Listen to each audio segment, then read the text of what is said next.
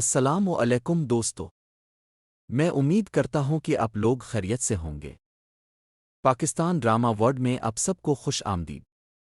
آج ہم بات کریں گے ضبط کی قسط 34 کے نئے ٹیزر کی، جس نے صرف چند لمحوں میں کہانی کو ایک ایسے موڑ پر لا کھڑا کیا ہے جہاں ہر کردار اپنے جذبات، رشتوں اور قسمت کے امتحان سے گزر رہا ہے۔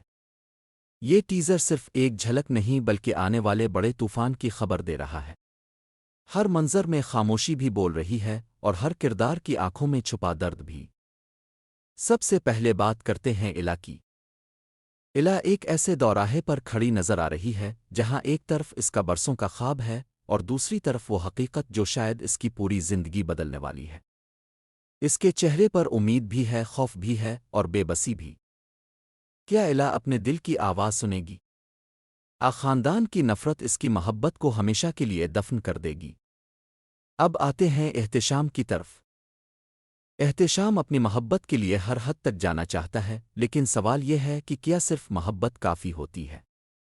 جب خاندان ایک دوسرے کے سامنے کھڑے ہوں، جب ہر فیصلہ انا کی بنیاد پر کیا جائے، جب رشتے سیاست بن جائیں، تو کیا محبت واقعی جیت سکتی ہے؟ یہ وہ سوال ہے جس کا جواب شاید آنے والی ایک ساتھ میں ملے گا۔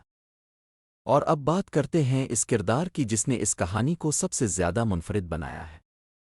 اون، ایک ایسا انسان جو کبھی اپنی محبت کا شور نہیں مچاتا، جو خاموش رہ کر بھی سب سے زیادہ محبت کرتا ہے، جو ہر تکلیف برداشت کر لیتا ہے مگر اپنے جذبات کسی پر مسلط نہیں کرتا۔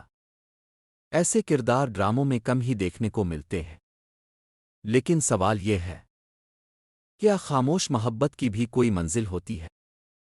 خاموش لوگ ہمیشہ قربانی دینے کے لیے ہی پیدا ہوتے ہیں۔ ٹیزر یہی احساس دلاتا ہے کہ اون شاید اب مزید خاموش نہیں رہ سکے گا۔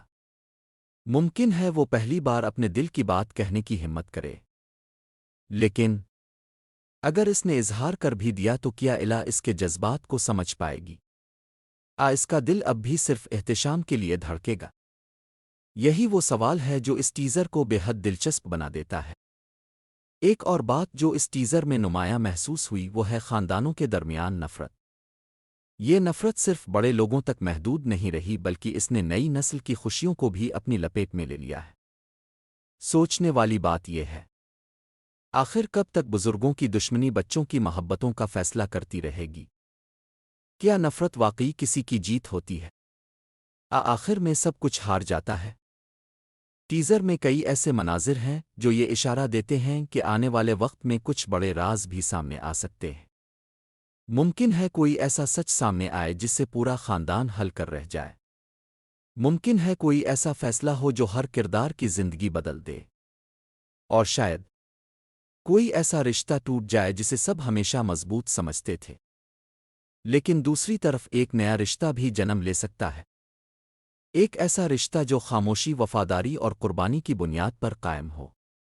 یہاں ایک سوال ضرور بنتا ہے، کیا انسان اپنی پہلی محبت کو بھلا سکتا ہے؟ وقت دل کو نئے احساسات قبول کرنا سکھا دیتا ہے۔